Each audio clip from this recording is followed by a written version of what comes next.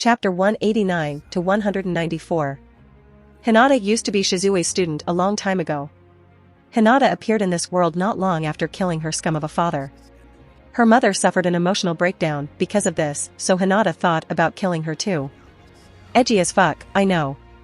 Fortunately or unfortunately, depending on how you look at it, Hinata was coming back from the convenience store when she rubbed her eyes and suddenly appeared in another world. I'm joking. But she did suddenly get transmigrated into another world before she could kill her mother. She quickly met some bandits who wanted to sell her as a slave, but she awakened two unique skills, Usurper and Mathematician. A/N, also known as Surpasser and Unchanging One. She killed them and soon met Shizue not long after, along with Yuki Kagurazaka. Speaking of which, I should probably tell Shizu what happened to him. Both Hinata and Yuki then learned under Shizue as her students. Hinata used Usurper to copy as many of Shizue's skills and techniques as she could before leaving her not even a month later, eventually growing to become the leader of the 10 great saints of the Western Holy Church.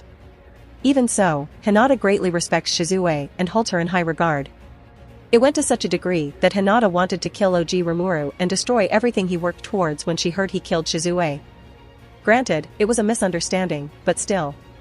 Shizue selflessly took Hinata under her wing and showed her what genuine kindness was for the first time in her life. Yeah, Hinata's parents weren't exactly, well, to be frank, they were shit.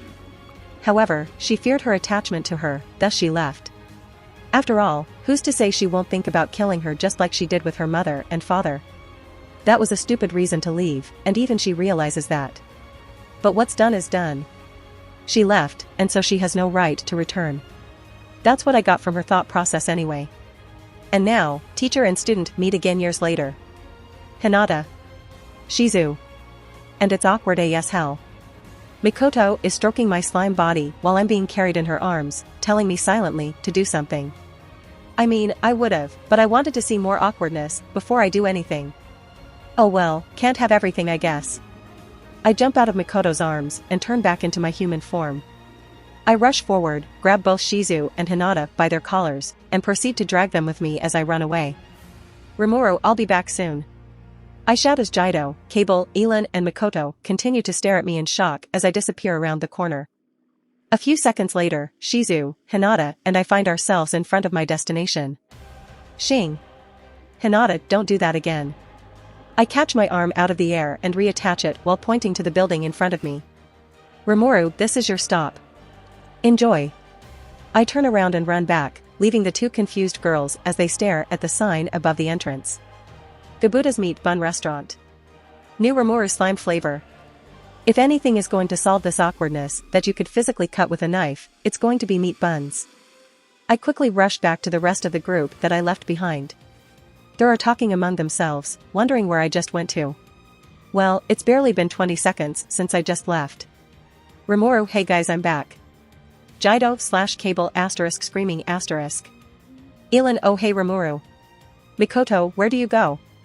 Rimuru, I dropped them off at Gabuda's store. Mikoto closes her eyes and nods her head with an of course expression. I knew she would understand my thought process. Anyway, after this, not much happens. A few hours pass and Mikoto and I spent most of our day showing Elin and team around Avalon. It's been a while since we last saw each other.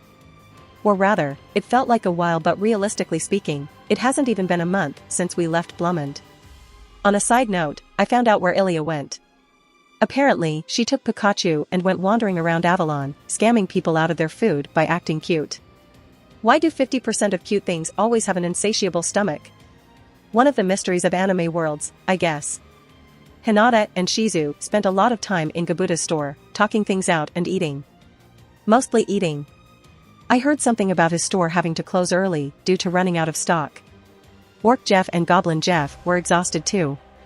Hinata and Shizu are a part of that 50% with insatiable stomachs, it seems. I wonder to myself how they can keep their figures with all that food. Does all the food go to their breasts? Is that why Mikoto is lacking in that area? Spark. Eek. Anyway, they are now in my house, sitting on one of the many couches, and having a heart-to-heart, rebuilding their broken bond. In any case, I remember Elin saying that Fuse was here in Avalon. I'm not sure, but I think he came to talk about Pharmas. You know, how their entire army of over 20,000 just magically disappeared. Not sure why he thinks I know anything about it. But, I'm not one to keep someone waiting, so I search for him. With universal sense, I quickly find him and teleport to his location. I find myself in a rather loud place. There's music. So much music.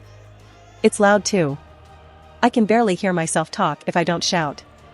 There are lots of lights too of all kinds of colors, and there's even a disco ball hanging above me. There are lots of people all around me, shuffling and moving their bodies. To my left, I see the man I was looking for. He is also shuffling and moving his body, but with much more style than everyone else. He is dancing like a fucking pro. It was then I realized where I am. I'm in a nightclub. All around me are young people just jamming to the music. And then you see this Asen in the middle of the dance floor with his eyes closed, just enjoying the moment like it's nobody's business. I need bleach in my eyes. Next day. I wake up with a yawn. I am currently in my bed at home, stretching my body as I prepare for a new day.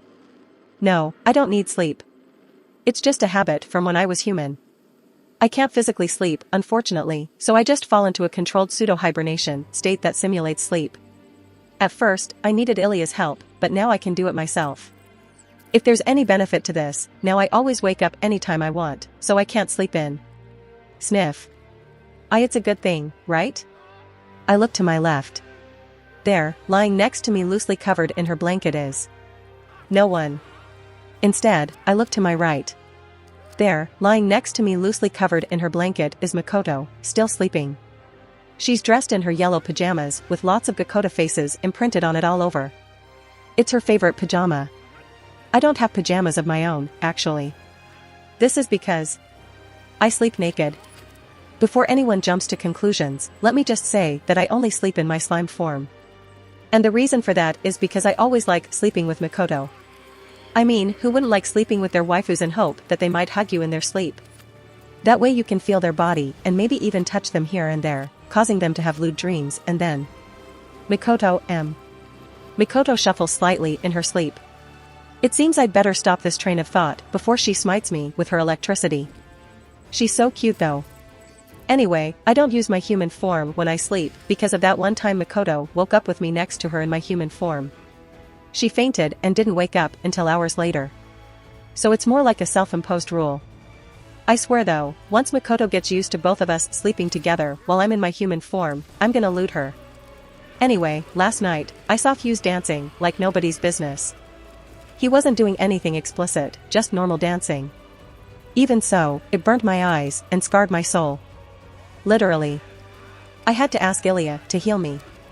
Anyway, I then proceeded to knock him out, much to the gratitude of everyone else in the nightclub.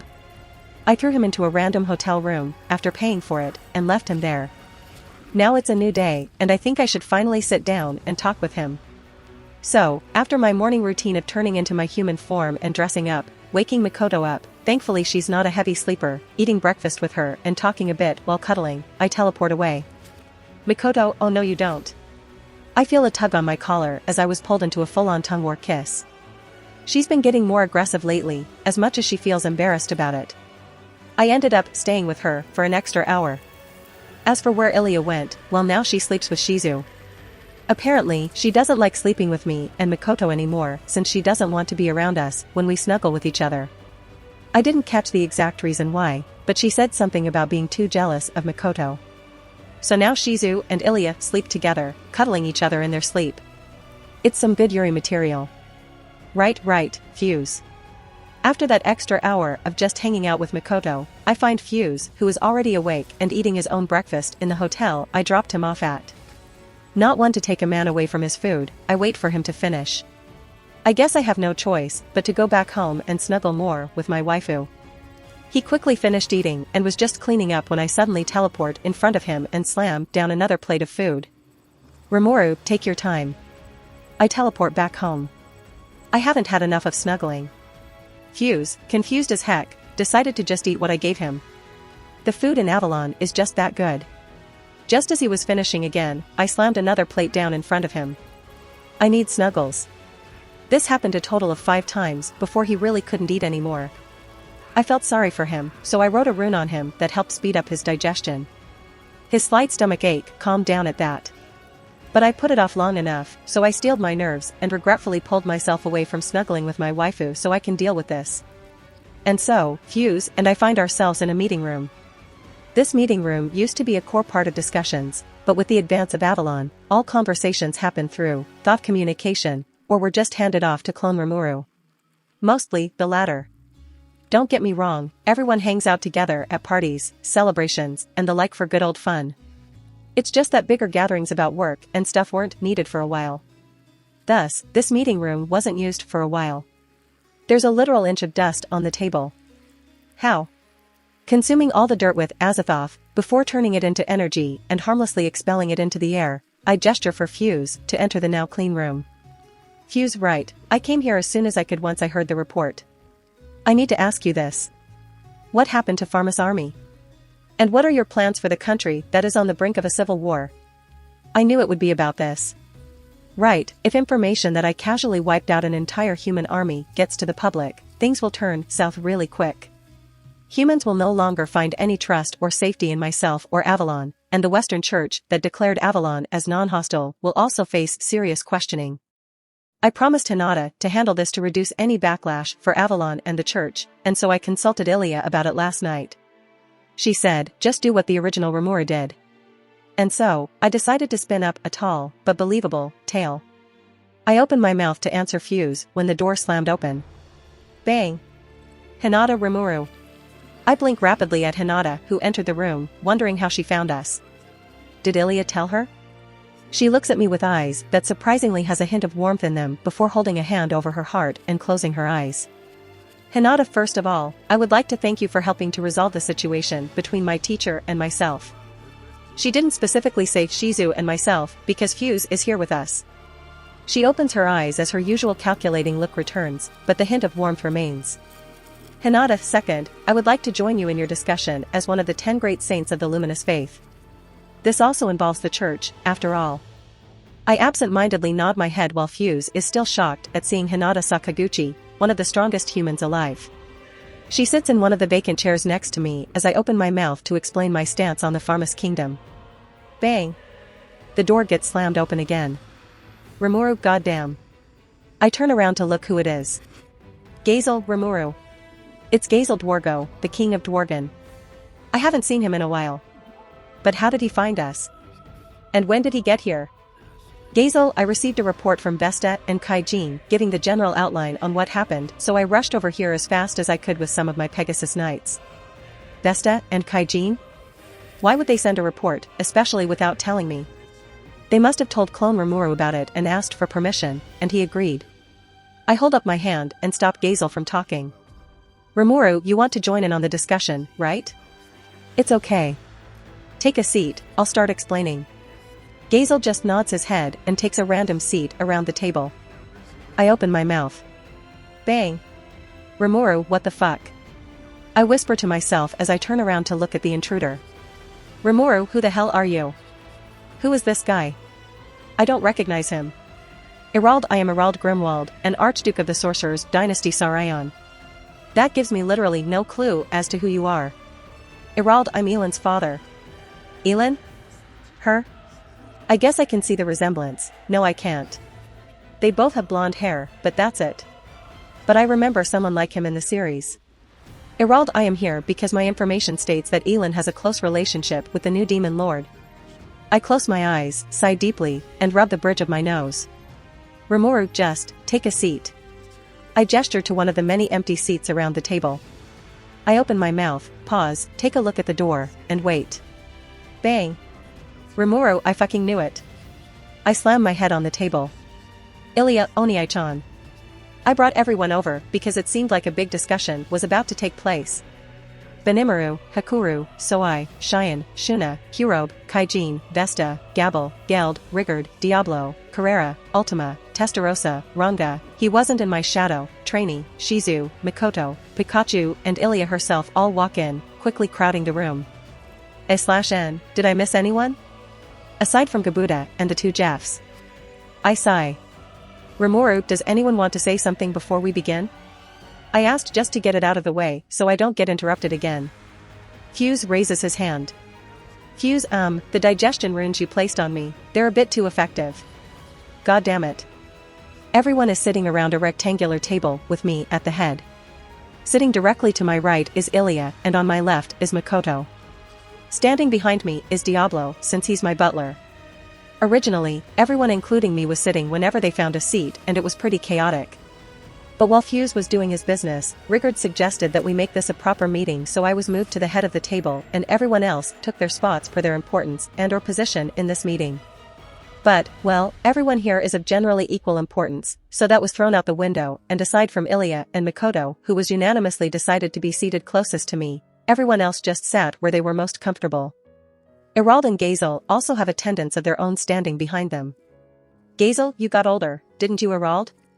Erald, and you as well, Gazel. I see time hasn't been too kind to you. Gazel, time has been an even worse mistress to you. Wrinkles are just covering your face. Erald, oh, hello pot? Meet kettle. He says you're black. Gazel and Erald talk to each other with contempt on their faces, which is shocking. The King of Dworgen and an Archduke of the Lion are arguing like children. There's no real hatred in their words, just annoyance and spite. It's like they're only arguing for the sake of arguing. I think I remember something like this happening in the novels. Gazel, I fucked your mom. Erald, I'll 360 no scope you, you son of a bitch. Yup. Childish arguments. I wonder if they have Xbox 360s in this world. Clap. I clap my hands to gain everyone's attention. Rimuru, right, first off, I think introductions are in order. No one objected. Rimuru, then I'll go first. My name is Rimuru, and I'm the leader of Avalon. Technically, I'm a king, but I don't really see myself as one. Slam. Erald slams his hands onto the table and stands up abruptly. Erald, you're that demon that seduced my daughter. Spark. Makoto. You seduced someone, Rimuru? Makoto glares at me with an expressionless face.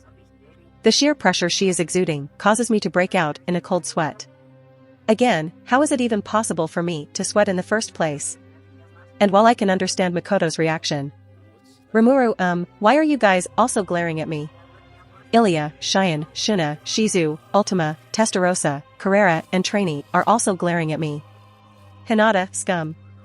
The sheer pressure they are giving off dwarfs Erald's many times over, causing every male in the room to shuffle uncomfortably in their seats. Even Diablo has a bead of sweat sliding down his forehead.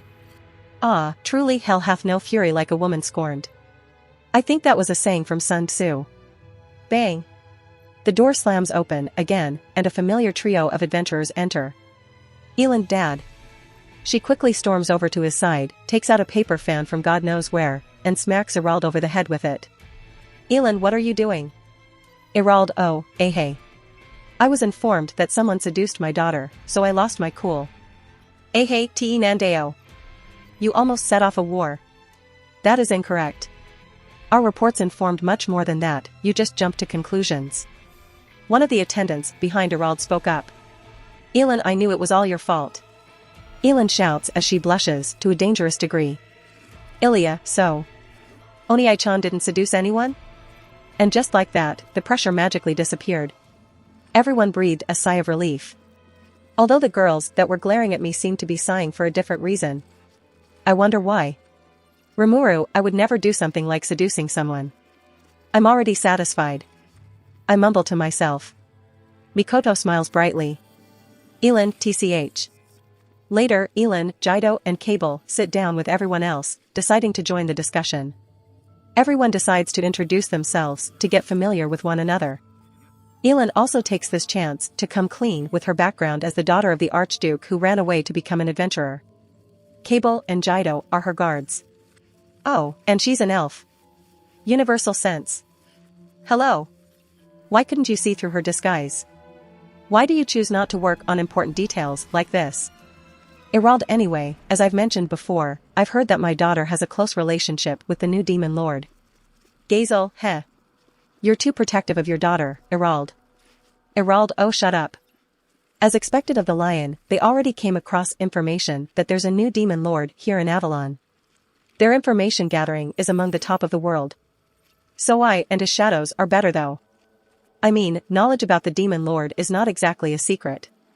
Information is slowly leaking into the humans, and as the humans come and go from Avalon, the information is slowly spreading across the world. Although no one knows who this Demon Lord is.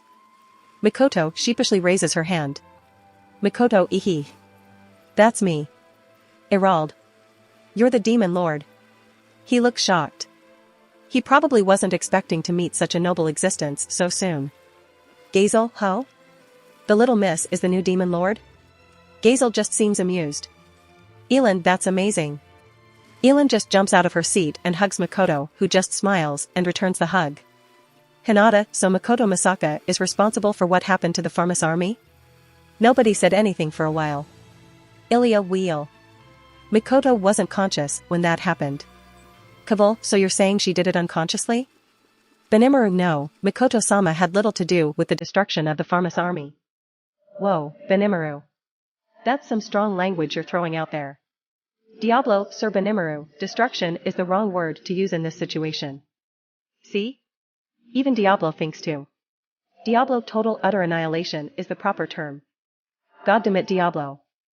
Hinata, so if Mikoto didn't do it. Hinata is looking my way, already having an idea of who the true culprit behind this whole scenario is. Rimuru *burp*, it was me. I wiped out the Pharmas army. I say casually while resting my head lazily with my arm propping up my chin. Erald. Eh? You? Rimuru, yeah, I didn't know I could burp either. Erald, not that. Gazel, Rimuru, you should be careful saying things like that. You're the leader of Avalon. I just shrug. Rimuru, it's the truth. It's not like you guys will go spouting that information around either. Hinata, the problem here remains. What are you going to tell the public? An entire army of over 20,000 soldiers disappeared in the Jura forest. And furthermore, what are you going to do with Pharmas itself? I take a deep breath. How do I say I don't give a shit about Pharmas without sounding like an asshole? How do I say I don't give a shit about Pharmas without sounding like an asshole? Rimuru, Well, to put it simply, the king of that country was a greedy ass who wanted to wage war on my country. Well, he was expecting to completely flatten my country and would have most likely massacred my citizens if he had the chance. So, I don't give a shit about Pharmas. I ended up saying it anyway. Oh well. These are my honest-to-God feelings on this matter. I don't care about a country that has shown nothing but ill will to me and my people. If Bryce didn't face any resistance, he would have shattered Avalon's defenses, leaving it open to Pharmas' army. And it was quite obvious how they acted in canon. Now, although this is an alternate universe, it's been proven again and again that although there are a few changes here and there, the personalities of the people in this world are generally the same. Rimuru plus, I also highly doubt that the king of Pharmas marched into the Jura forest with an army to politely ask for some materials. My argument is perfectly sound, no one can say that Pharmas is innocent in this matter. Ultima, so, you're just going to leave the country as it is? The purple-haired demoness raises her hand and innocently asks. Even so, I know she's not asking in hopes of changing my mind. She has no sympathy for humans, good or bad, let alone those who went against me. She is just genuinely curious. I nod my head. The residents of Avalon, who are in this room, also completely agree with me. Even more so for those who fought directly against Bryce. Cheyenne herself wishes she could hasten the collapse of the country. Rimuru, I have no plans for Pharmas. Although I could take it under my rule, I don't want to bother with all the trouble that comes with it. Like I mentioned before, I am not a king. Although I could let my clone deal with all of that. I mutter the last part to myself. All of a sudden, I feel a sense of depression emanating from the direction of my office. Yeah, that option is closed off.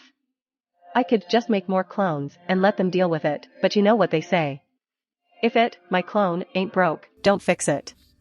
Clone Rimuru cries *. Now, although Avalon's residents don't care all too much, the same can't be said for the others. Hinata, Erald and Gazel especially. Gazel, Are you sure about this, Rimuru? Rimuru, of course I'm sure. Why? Erald, regardless of what was done, the majority of Pharmas common people are innocent in this matter. Hinata, furthermore, the collapse of Pharmas could mean instability in the Western nations.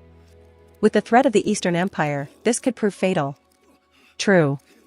Although I promised Hinata that I would prevent the Eastern Empire from invading through the Jura forest, I won't go out of my way to defend the Western nations from other means of attack.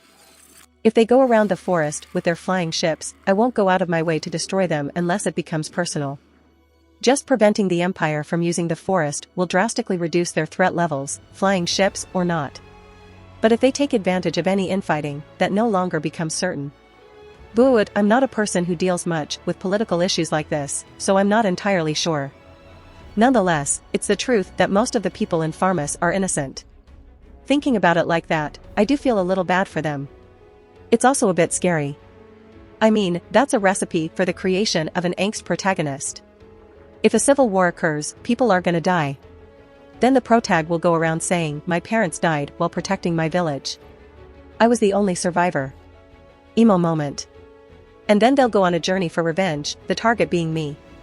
Well, I'm OP as fuck, so he'll probably target clone Rimuru instead.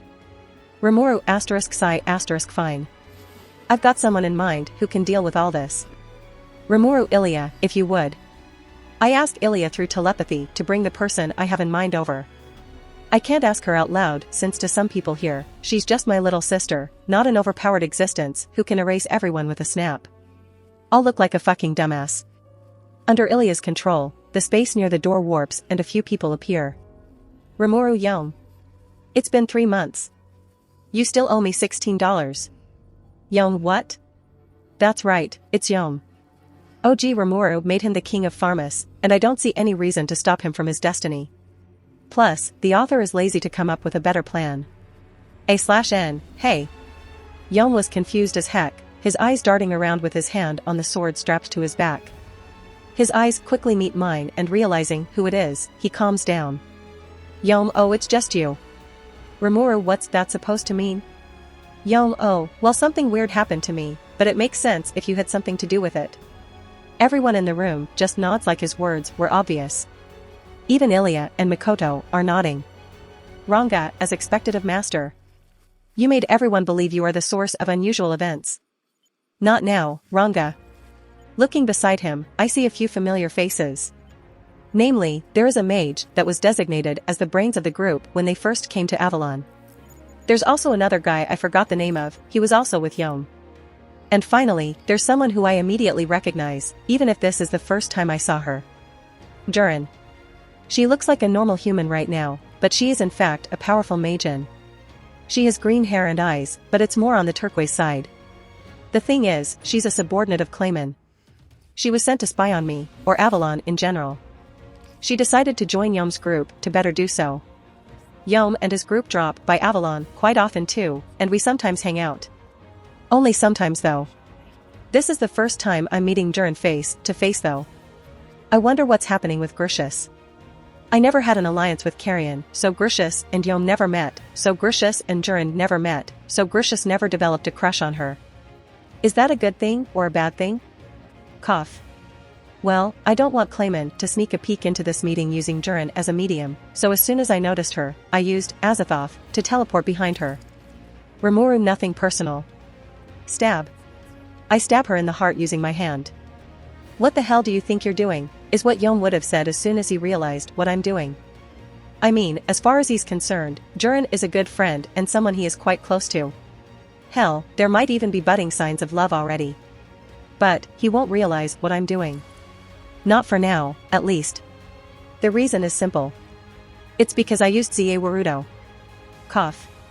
It's because I used Azathoth to stop time. I mean, if I stabbed someone I just met, that will cause some of my guests to think I've gone crazy. Everyone else should already be used to my shit to know that something is wrong with Durin though, so I would have been fine on that front. But still, I would like to avoid any misunderstandings, so I stopped time. The only people who can still move are myself and Ilya. And, well, anyone else who also has a time-related ultimate skill. Would Chloe still be able to move since she has that artificial time spirit I gave her? Anyway, I quickly erase Durin's heart that is nothing more than a shell, a temporary replacement while Clayman holds her real heart as a hostage, and create my own in its place. Regardless of her circumstances, I would feel bad if I just outright killed Durin, so I'll keep her alive. Recreating a new heart, it's just a normal heart, nothing special I swear. I tap her forehead and casually walk back to my seat before unpausing time. Mikoto. You paused time, didn't you? Mikoto looks at me with a flat expression. Rimuru, how did you know? Mikoto, of course I would know, I'm your girl, you're my acquaintance. Acquaintance? Not even a friend. What is this demotion? What happened to being my girlfriend? Bruh. The disrespect. Rimuru, I still love you though. Mikoto just fidgets a little in her seat, trying to make it look like she's unaffected by my words. Ilya, tch. I feel like Ilya clicked her tongue, but that's impossible. My sister doesn't do that. Mjurin stares into space as she blinks her eyes multiple times as if she's trying to comprehend something or come to terms with something. I'm not surprised. When I tapped her head, I sent an information on what exactly I did. She is no longer tied to Clayman and her heart is completely restored. This way, Mjurin doesn't need to listen to him anymore, and Clayman can't spy on us through her. He thinks she's dead. I also said she can tell Yom or don't, it's up to her. But I encouraged her to do so. She looks over at me and I just smile mysteriously. Rimuru, right, let's continue with the meeting. Erald, are we just going to skip over the fact that you teleported someone here without a chant or magic circle? Or the fact that Lady Mikoto just said you stopped time? I feel like someone is saying something, but I just ignore it. It must be the wind. Rimuru, Yom, let's get you and your friends caught up on the situation. Then I'll explain why I brought you here. Erald, hello. The wind sure is loud today. And so, I quickly explained what was going on. Rimuru, Farmus is in a bit of a pinch because their top brass just magically disappeared and I don't want to deal with it. Hinata rolled her eyes and Gazel just smiled along with everyone else. Rimuru, so I want you to become king. Gazel immediately lost his smile and looked at me with wide eyes along with Erald and Yom. The people that came with him weren't different. Yom, huh? Me. Rimuru, yes you. Yom, but I'm not king material. Rimuru, I know. Why else do you think I'm making you the king of a country I dislike? Wasn't it be obvious? Yom. Yom looks like he wants to scream well fuck you too, but he can't since I'm still technically his employer for spreading the good news about Avalon. Rimuru, I'm joking. You're not king material right now, that's true. But who's to say for the future? I say with a shrug. Rimuru, you've got charisma, and that's what's most important. I mean, how else could you lead that band of used-to-be criminals of yours? Yom, yeah, but what if I mess up? I don't know if you've noticed, but I don't exactly have the best of brains in my head, you know? Rimuru, pfft. That's what advisors are for. Those guys are the ones who are supposed to do the thinking. I mean, how else do you think this guy became king? I say as I point my thumb towards Gazel. Erald asterisk snored asterisk. Gazel, oi. Rimuru, the point is this, you're becoming king. No objections. Have that last next to you become your advisor or something, I don't care. Marry her if you have to. I point towards Mjurin. This is more of a slight nudge / hint for Yom to speed their relationship up. Marry each other, have a kid, and then you can pawn off your throne onto him and relax. LOL. Hinata, that still doesn't solve the main problem though. You apparently killed over 20,000 soldiers. If knowledge of this gets out, which it will since you can't hide 20,000 deaths, Avalon will face heavy scrutiny. Rimuru, hey. First off, I didn't apparently kill 20,000. I did kill 20,000. Hinata, that's not something to be proud of. Rimuru, and secondly, don't worry, I have a plan. What I'm going to do is simple. Everyone leans in to hear my next words better. Rimuru, I am going to lie. Ignoring their expressions, I continue talking. Rimuru, I am going to pin the blame on someone else. Someone who won't care if we pin the blame on them. Someone who no one dares to go against no matter what. Ilya, yourself? Rimuru. I fit those descriptions, but no. What I'm saying is, I'll blame it on Veldora. Blaming everything on Veldora is exactly what happened in canon. But you know what they say, if it ain't broke, don't fix it. It's a good excuse, I might as well use it. Rimuru, I know. You guys think Veldora is missing. But let me tell you, he is not missing. Gazel, what? That means you know where that dragon is? Rimuru, not exactly. I should elaborate. Veldora is not missing, he is dead. I dropped that bomb and Gazel, Erald, Hinata, Elin, Kavul, Jido, Yom, Mjurin, etc. just sit in their seats with their mouths open, unable to comprehend anything as their minds work to process the information I gave them. This isn't surprising information for my subordinates. I told them a while ago that Bryce stole Veldora's powers, killing him in the process, which is why he got so strong. But for those who didn't have a heads up? This is difficult to digest. Benimaru, well, it makes sense. The fact that Veldora died, it's enough to shock anyone. Benimaru speaks what's on his mind, prompting several others to nod their heads in agreement. I mean, one of the 4 true dragons getting killed? Bitch, please. Hinata, being the first to barely regain her cognitive functions, asks a valid question. Hinata H. How? Rimuru, well, putting it simply, he lost too much energy and dissipated back into the world. The seal prevented him from regaining any of his magicules, so he just died. I didn't lie. Veldora would have died that way in the next 100 years, but thanks to Bryce, that was sped up greatly. Bryce drained him of all his magicules, so. Yeah. I didn't lie. I never lie. Ever. Rimuru, before anyone says anything, yes, I am aware Veldora isn't alive. But that's only temporary. He'll revive soon. Very soon, in fact. True dragons always revive when they die. They may not be the same person as they were before, but they will revive. They will also hold memories of their previous incarnation. I wouldn't have even thought of using the excuse of blaming him if not for the bit of information that Ilya told me yesterday. Veldora will revive tomorrow. And that means he will revive today. Woo. I can pin the blame on him then. Once again, without waiting for stupefied people to process my words, I keep talking. Rimuru, it'll be like this, the Pharma's army unilaterally decided to invade Avalon. However, such a large gathering of people awoke the dragon slumbering under the forest. The dragon rampaged, and their deaths evolved a nearby Majin into a demon lord. Under the cooperation of Rimuru, the leader of Avalon and the newly evolved demon lord, they were able to talk to the dragon and come to an agreement. A tale worthy of being written down in epics and legends. Judging from the odd faces of my subordinates, I can tell they also think the same. Rigard, it's good, Rimuru-sama. Rigard says with a wry smile, while Jojo posing. My story must be really amazing to get that reaction from him. No, I'm not in denial. Shut up. Mikoto, so, what would this agreement be about? Why would a true dragon accept this? Mikoto, my voice of reason.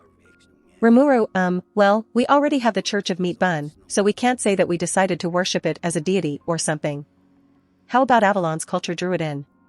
Ilya, we can say it tasted some of our food and fell in love with it.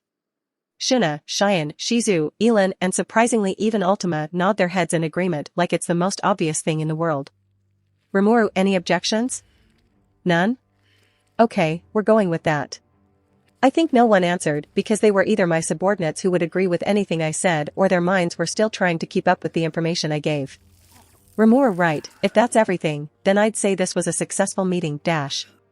Irald, eh? Wait a moment, Rimuru-sama. Rimuru, What? I want to go home. Irald, I would like to propose an alliance. Rimuru, okay. I accept. Flesh out the details with clone Rimuru, would ya? I casually waved it off to my clone. I mean, this alliance isn't very important, I'm sure he can handle it himself. Irald, okay. Guess he wasn't expecting me to be so dismissive. But it makes sense if you think about it. I'm someone who can wipe out 20,000 soldiers myself without any escaping. Mikoto is a demon lord, everyone else is also very strong in their own right, and Avalon is in a different fucking dimension. I don't need help or support. Laughs in penis. Did I just raise a flag? Bang. Rimuru, I knew it. The door slams open and a familiar fairy demon lord flies in. Ramiris, Avalon is going to get destroyed. Rimuru. Hey Ramiris. How's it going? Ramiris, I'm fine, wait, now's not the time. Shing. Cheyenne unsheaths her blade and holds it above her head, aiming towards Ramiris. Cheyenne, Rimuru-sama, should I kill this fly for spouting such nonsense in your presence? Ramiris, hee. Wait. Don't kill me. Rimuru and I are friends. We're best buds. Mikoto and Ilya over there too. Ramiris quickly says as she points in our direction. Cheyenne doesn't look like she gives a shit though.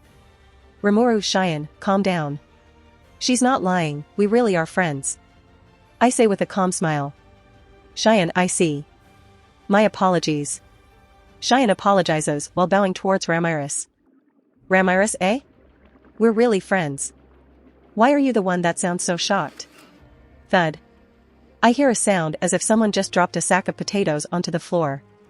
I look over to the source of the sound to find Trainee lying on the ground, unconscious with a smile on her face.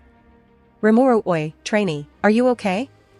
I say as I get up from my chair and walk over to her before kneeling. I grab her shoulders and gently shake her. But, how did she collapse onto the floor? She was sitting in her chair. Did she get up from her chair before collapsing? More unsolvable mysteries, I guess. Trainee. Ie? Rimuru-sama? Trainee slowly opens her eyes again. Rimuru, what happened? Trainee, oh, I just hallucinated for a moment. I thought I saw Ramiris-sama again. Trainee begins to explain before her eyes land on Ramiris. Ding. Trainee fainted. Now that I think about it, I remember that Trainee and the other dryads used to serve Ramiris before their connection was suddenly lost. She was most likely so elated with seeing her again that she fainted on the spot. I mean, look at that smile. It's the smile of someone who ate a meat bun for the first time. Ramiris EEH. You're Trainee. Right. What are you doing here? I've been looking all over for you. Ramiris flies around Trainee's head. Rimuru, Ramiris, Trainee fainted. Ramiris, wait, really? Ramiris looks at Trainee's rather limp figure. Ramiris. I knew that. In any case, seeing as I don't know where to place her for now, I put Trainee back into her seat and sat back in mine at the head of the table. Ramiris decided to put the dryad issue into the back of her head as she repeats her words from before, trying to provoke some reaction from us, besides death threats. Ramiris Avalon is in big trouble. Again, no one showed any sort of reaction. Suddenly, a familiar red and yellow figure walks through the doors that Ramiris slammed open. How did she do it with her tiny figure? Don't ask me. Jarvis Ramiris-sama, perhaps you should elaborate before you start throwing about ominous statements without any context. Jarvis, in all his Iron Man armor glory, calmly states in his professional butler voice. Diablo's eyes widen a bit. It seems he recognizes that the demon incarnated into the suit is of his color line. Well, that, or he feels an affinity for his butler personality. I'm leaning towards the latter. Ilya, hey Jarvis. Mikoto, yo. Jarvis Rimuru-sama, Ilya-sama, Mikoto-sama, it is good to see all of you again. Jarvis says with a small bow.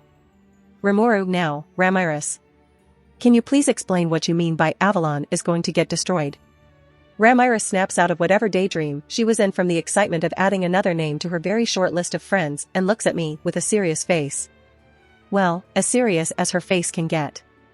Ramiris of Walpurgis was called. Name, Rimuru. Race, Origin Slime. Protection, Crest of Space. Title, Highest Tier Spirit, Leader of the Monsters, Oniichan, King of Avalon, Master of Headpats, Procrastinator King, The Nutcracker, Socially Awkward Cringe Slightly Chiyuni Slime, True Dragon Slayer, Sensei, World's Strongest, Overpowered to a Stupid Degree, Mikoto's Equal. Codex, Iliaspiel. Ultimate Skills, Yahweh, God of Creation, Odin, God of Runes, Azathoth, God of Void, Alternative. Equipment, Yamato, Genesis. If you want to support me, check out my Patreon at https://www.patreon.com/Kaioshin. I tend to polls that decide important plot stuff in my Patreon. Many thanks to my awesome patrons. Nicholas Berenger, Ben Phillips, Yamatancho, Taco TSK, Yuki, Jose Torres.